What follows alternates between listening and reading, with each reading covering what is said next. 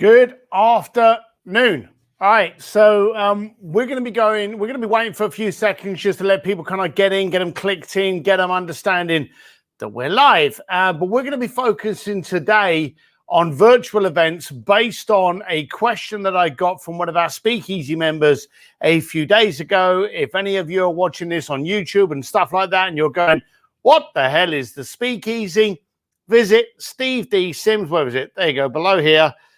Visit stevedsims.com, look up what Speakeasy is and what our Speakeasy events are. You can get into that yourself. We are going to be having an event last Thursday for Speakeasy members and Sims Distillery members. We have 2 expert AMAs a month, and Ask Me Anything. These people go over the questions you have. People go into the Sims Distillery and Speakeasy Facebook page and list a problem they have, and I get an expert to come in.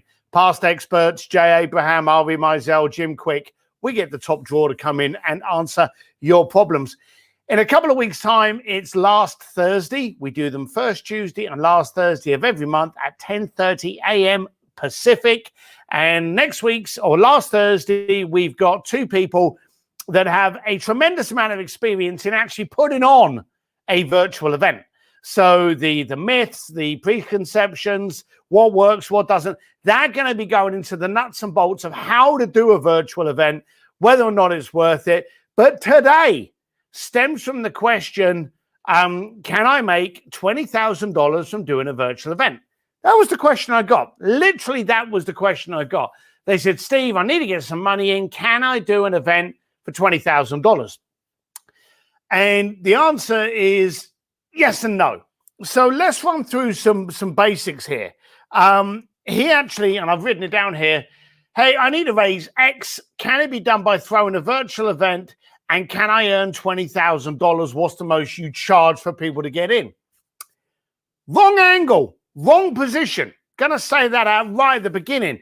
You need to understand what the purpose of a virtual event is. Now, virtual events, very similar to doing stage events. You are either paid to be on stage or you are paid from the stage. That's the exact same with virtual events. Are you being paid to be at it or are you being paid from it? I.e., can you sell something to the attendees watching? And really, do you want to? I hate it when I go to an event and some expert comes on and they go 5 minutes in and all of a sudden they're pitching you the upsell, the program, stuff like that.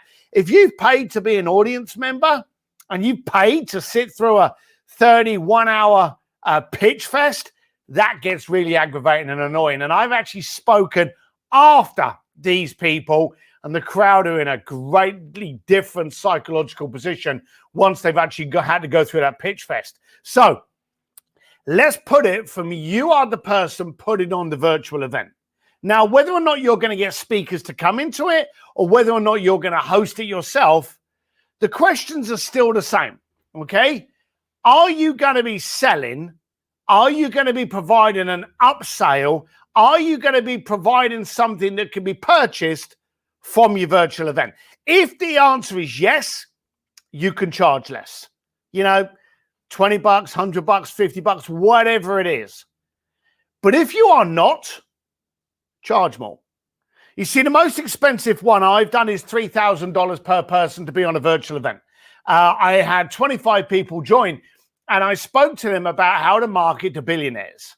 Now, the bottom line of it is anything that I was teaching them, they could go out and make $20,000 on. That was not a problem. So what I was selling, what I was supplying, what I was solving was costing them $3,000, but with the recordings easily equatable to 10 times that amount. So when you are actually putting up a ticket price, think to yourself, first off, the information that I'm providing, will that enable you to make more revenue? Will that enable you to make more money? If I said to you, hey, I'm going to charge you $1,000, but if you take what I'm teaching you and you're going to make 10 within the first month, am I not a value proposition? The answer is yes. So focus first off is, are you looking to raise money from the virtual event? Therefore, is your profit margin coming from the event itself? If the answer is yes, you've got to install a shit ton of value into it so people want to come. That's the first thing I go over. You've also got to work out, is this your community? You know, if you have a community and you think to yourself, oh, I'm going to sell a ticket to a virtual event that people have already been getting this information from, then there's nothing new. You can understand why that person will be aggravated going along to that event and going, well, you've already talked about that. I already know that, and I've never had to pay for it. So if it's your community, unload without resistance. I did an AMA the other day on how to get media. And I gave all of my tips and tricks in it. There was no upsell. There was no kind of, hey, if you want more, buy my course, buy my hair products. There was none of that, because this was my community. This was my engagement. This was my family. These are the ones that I am supposed to support and help. Why would I be charging them? Now, I've already done my pitch at the beginning about joining Sim's Distillery. And if you haven't joined Sim's Distillery, what's wrong with you? Anyway, that's my entire pitch out. The bottom line of it is now, what you need to do is whenever you're doing any kind of virtual event, provide solutions, provide value. If there's an upsell in it and you've already established credibility, then people will go, hey, I want more of this. But no one likes carrots being dangled. And I understand today, people don't have a lot of tolerance. You know, they don't have, they don't want to be sold. You know, go back 3 years ago and the salesman started to get into his spiel and you could feel yourself going down this yes funnel. And you were like, oh, here it comes. Oh, this is sweet. You know, oh, look, this is a good pitch. You almost enjoyed it. It was almost an experience. It's like when you go to a market in East London, you end up coming home and you got a bunch of steak knives and you're a vegan. You know, you just enjoyed the pitch so much that you got into the experience by buying the product. That's not today. Today, we're pissed off. Today, we're actually pretty much aggravated. We've been contained. We've been restricted. There's so many conversations going on. There's so much kind of, do we wear face masks? Do we not? Do we say these words? Is that ignorant? Well, what do we talk about? You know, just imagine when you go out and you see people, do you elbow bump, fist bump, give them a hug? We don't know now. Our tolerance level is very, very low. So we don't want to be sold. But we will take a solution any day, all day long. So do you want to put together a virtual event? Great, not a problem. There's loads of ways of doing it. But you've got to ask yourself first off, are you actually going to be upselling, therefore charge a lower ticket price? Or are you going to be providing a massive amount of value, higher ticket price? Now, there's a lot of people out there, and one of the questions I got very directly is $1,000 too much to charge for a virtual event? No, because it doesn't matter if it's a virtual event or if it's a stage event. Don't focus on the price tag, focus on the value that you bring. If I can make you 10 grand and I'm only going to charge you 1 grand, again, not a great value proposition. You damn squirrel it is. So focus on the value you bring. Many people focus on the virtual event to make the money. Okay. Oh, well, I'm going to do a virtual event and I want to raise $20,000. And so I've got to sell, 40 tickets of 500. But wrong end of the stick. People won't last long. They will talk about you. They will be on social. They will talk about what a ripoff it was, and you're done. That'll be the last event you ever do. When you're selling someone something for $500, make sure in your head that you're giving them 2 grand's worth of value. Quadruple the cost of engagement with the value that you actually have them go out on. Okay? We're going to be going through some questions in a second, so I want you to keep on popping your questions up. I am going to be going through into them. But the bottom line of it is $1,000 too much to charge? No, as long as you can be damn sure that you are bringing the value for that person. That's the focus. Is the value there for the cost of entry? I'm also a great believer in charging people. Anyone out there that's watching there, any of the people that are making comments that are my clients, you know full well I charge. Why? Because if they don't pay, they don't pay attention. How many times have you said to your mate, hey, I've got these free tickets. I can't go. Here you go. What's the value of those tickets now? 0. I've had people go and I've said, hey, did you like the concert last? Oh, I couldn't make it. I got into a phone call with my mate and I couldn't make it, but thanks for the tickets. They've just been wasted. Yet if you had charged him $100 for $500 tickets, would he have gone? Yeah, because people are engaged more. They're captivated when they have to pay. When they pay, and especially today, you better deliver.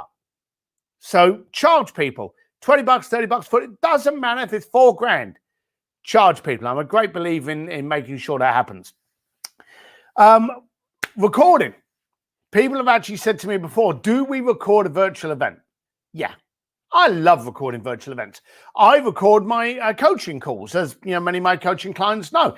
And what I'll do is I'll actually then send them to, so they've got a record of what we spoke about.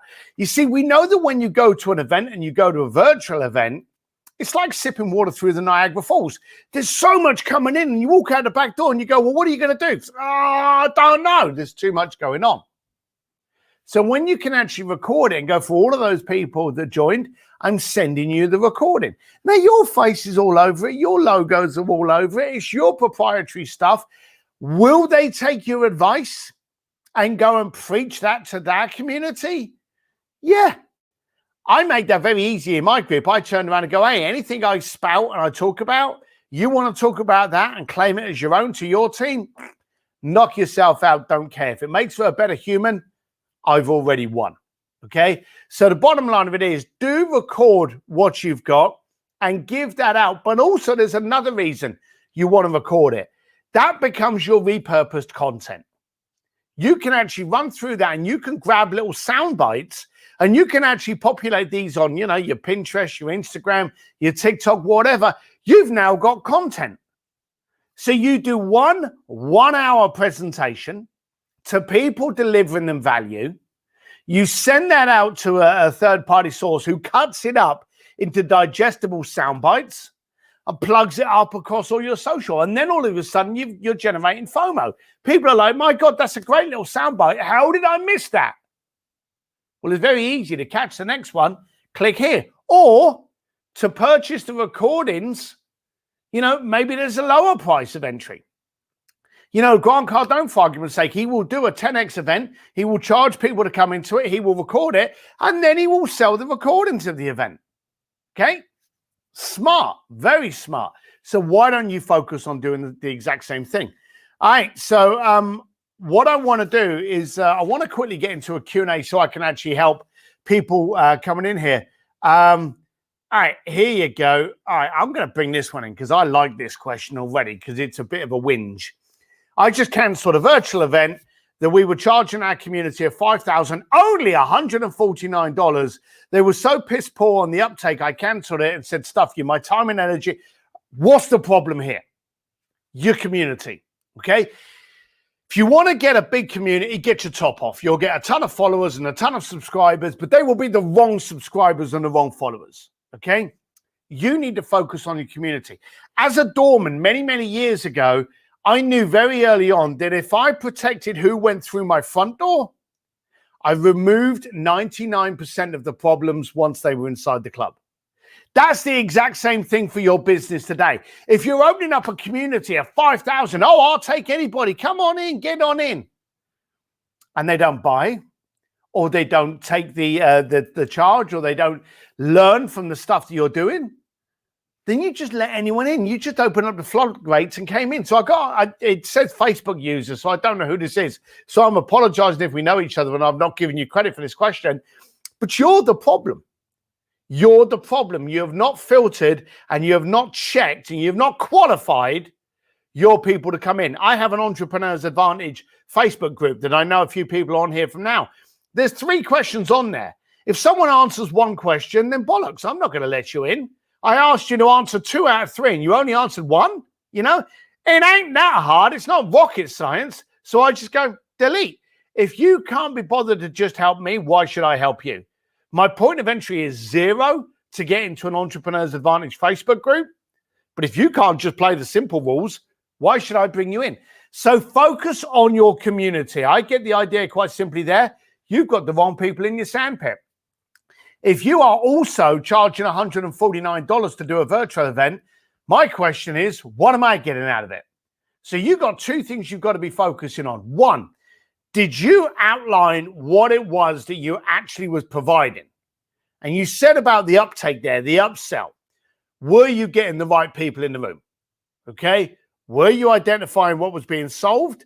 Were you identifying who the people were in the room? So sadly, both of those things, I think, is your fault. We know most of the time when things go wrong, when we're putting the events on together or through ourselves, if it's going to shit, it's probably our fault. So we're grown-ups, we're entrepreneurs, we know that. All right. Right. Okay. Here you go.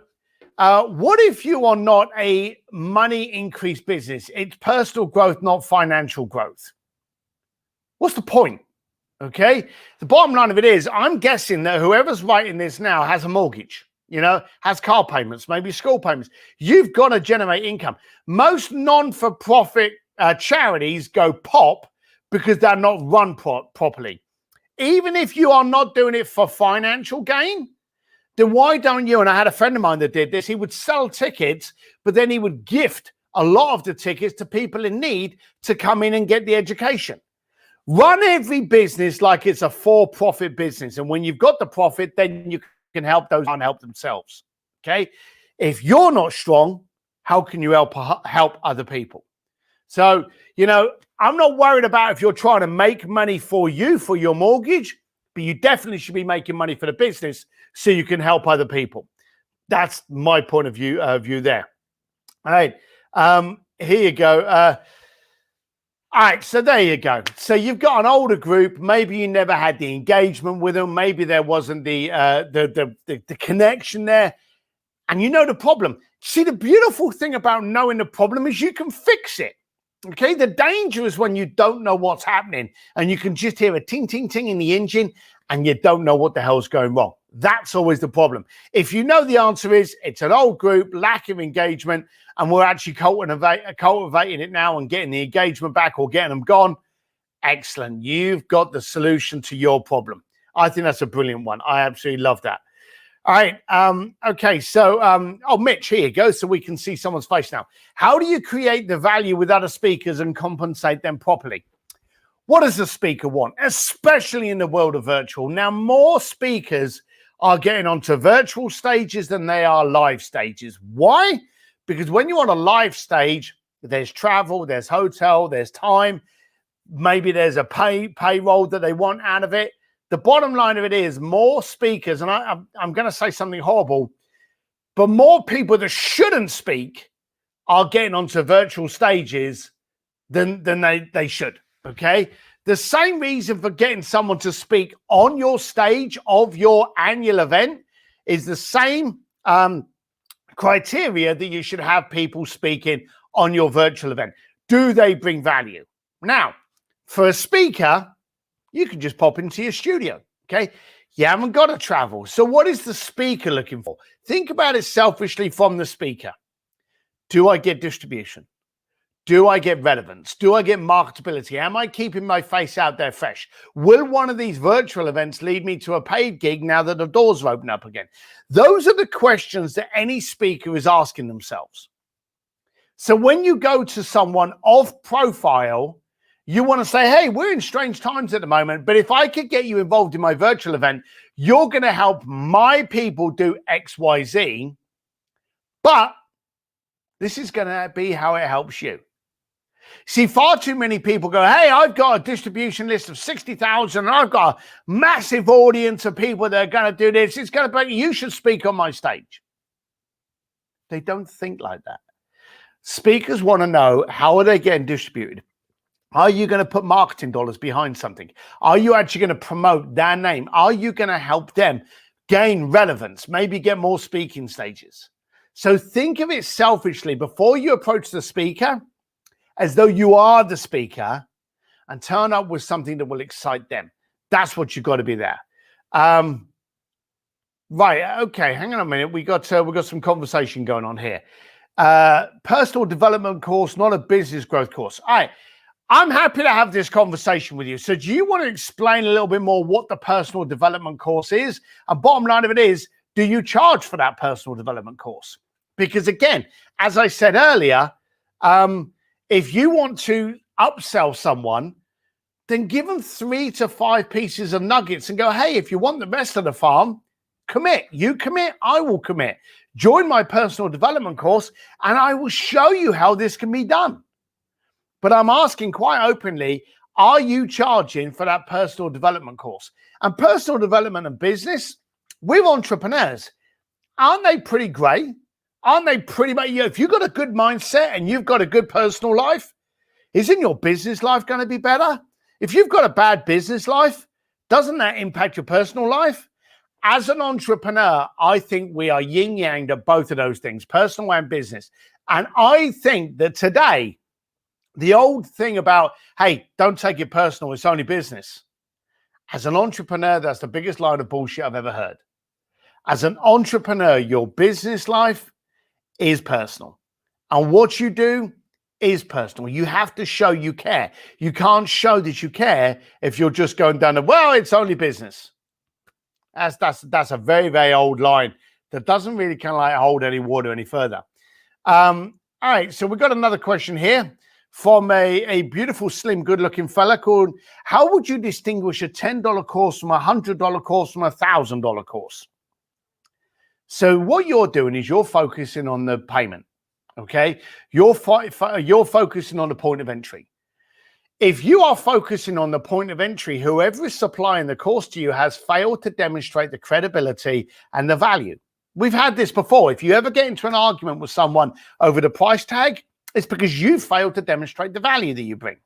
People want to be paying the invoice and going, Jesus, I just got a rip-off here. I got 100 grand's worth of value for only 10 grand. I'm not going to tell them. I'm going to pay the invoice and I'm going to have that.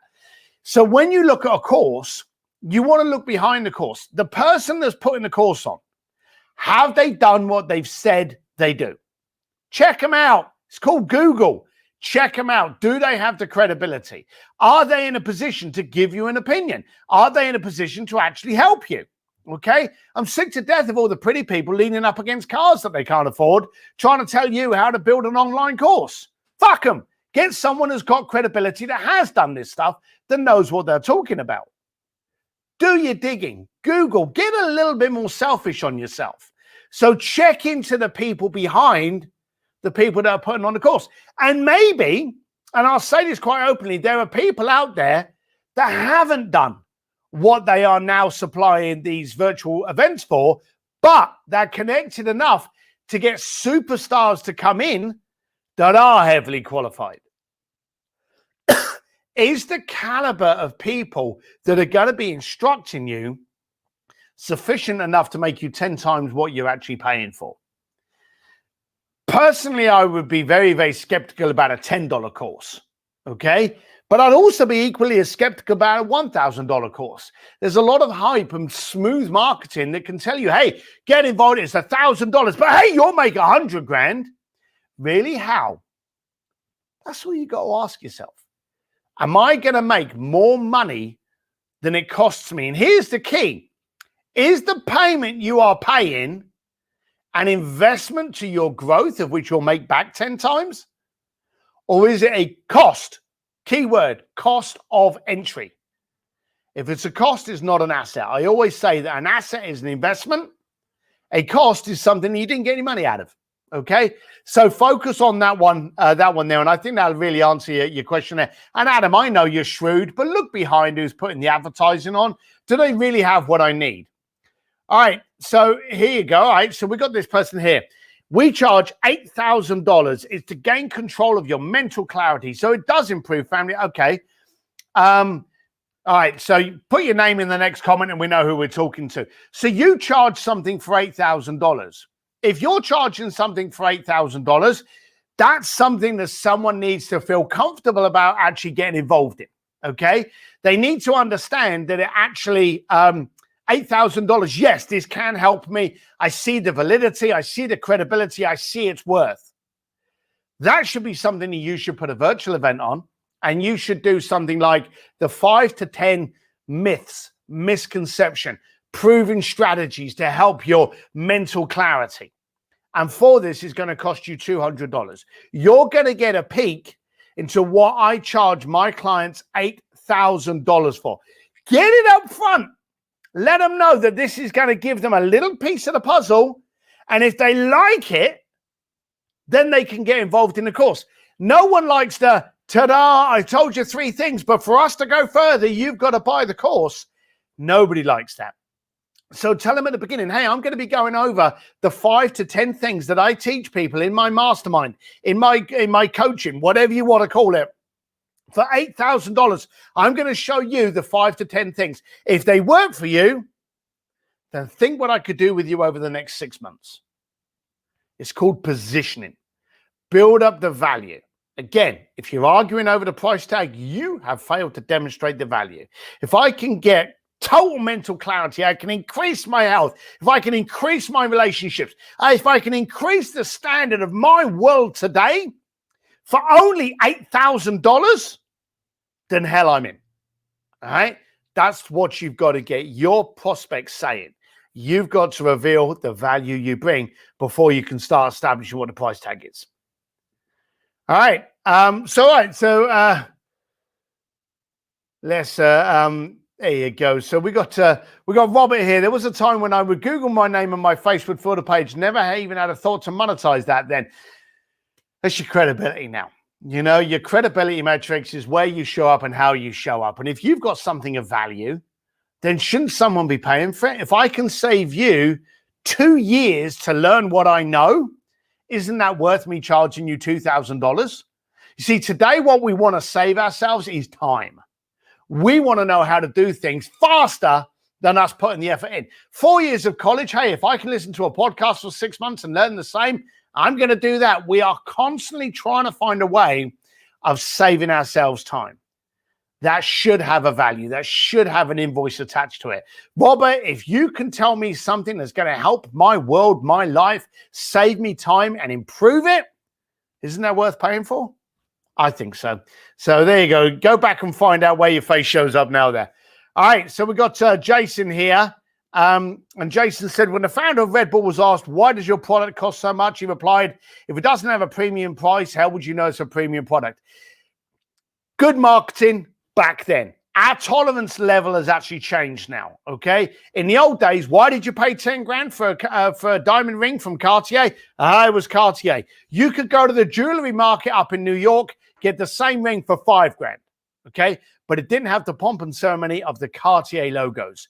Logo attraction, commitment, and loyalty has declined over the years of millennials, Gen X, and Gen Zs. It's declined. Why? Because a lot of brands have actually cut corners to keep their brand by being selling, but people are looking at quality now. And that's why they are discovering local brands that do jeans, shirts, they do courses better than the big labeled names because they focus on the quality. There was a time when you bought something with a company because the company stood for quality, but now they shortchange it. I actually had some plates. I digress a little bit, but I bought some plates from Crate and Barrel, I don't know, about 2 years ago, because Crate and Barrel is great, run of the mill. You know, you can buy it, break it, go and buy it again. I broke 2 plates and I went in and I bought these 2 plates. The plates were ½ an inch shorter all around. They were smaller diameter for their dinner plates. And when I quizzed them about that, they were like, oh, they're the same quality. Think of the money they're saving by making my plates smaller. I now have 2 odd plates. I'm now concerned about buying from Crate and Barrel again because God knows what the bloody size of plate will be the next time it breaks. So continuity in brand and what it stands for doesn't quite exist anymore. And it's a shame. It really is a shame. All right, so let's see if we got Ella. All right, so there you go. So Ella, thank you very much for the questions. But again, focus on, can you demonstrate a few key points and get people to go, oh yeah, this would really change my life. And then hit them with, if this can change your life for, $800, just think what I could do for you for 8 grand. Play that game. All right, so right, so let's have a look at, I'm just trying to go through some of the questions that I can actually help people with versus the ones that are just, strange. Hang on. All right, just trying to get up to All right, so we did 29 minutes. I said I was going to run this for about 30 minutes, and we're pretty much there now. So, as I said before, Ella, you're a good lass. I'm pleased we got in there, and we got your name in there so that everyone knows who you are. If you've got any questions, you can reach out to me. I'm very easy to find. I'm on that Steve D. Sims over there. There you go. Oh, where is it? There you go. Down there. Steve D. Sims. You can reach out to me. Join the Entrepreneurs Facebook group. That's free of charge. If you hate Facebook, as I've heard some people do, and you're on YouTube or you're on LinkedIn, just leave a bloody comment, leave a message. But if you have a problem and you have an issue, you may want to consider my upsell, getting into Sims Distillery and being able to ask that question, having me get an expert to come in and help you with it. I hope this has actually helped you with. Someone's just said to me, will you speak on my husband's podcast? I have no idea who you are. Oh, that was killer. Sorry, man. I hit the wrong button there. I apologize. Will you speak on my husband's podcast? No idea who your husband is. No idea who you are because he won't actually show up. But reach out to me and let me know some more details. And I love being on people's podcasts. I want to challenge people to get uncomfortable and do things different. Why? Because today is a different day than it was yesterday. If you think we're going back to normal, you're an idiot. The new normal is what we're going to, a new way. I heard someone say the other day that the key words of a few years ago was FOMO. The new word is FOMU, okay? FOMU, the fear of meeting up. People are now getting a little bit intimidated of how they're going to greet people, how they're going to meet people, how they're going to interact with people, okay? People get a bit nervous about that now. We've been out in the woods for a year now. It's going to take a little bit of getting used to see those chins again, seeing how people are, how people communicate. It's going to be pretty tough. So I do suggest you actually start focusing on what you can do that's going to help your new normal. All right. I've had a great deal of pleasure chatting with you folks. As usual, I want to get people to do differently. I want to get people to get challenged. I want people to get uncomfortable with getting comfortable with being uncomfortable. If you need me, you know where to find me.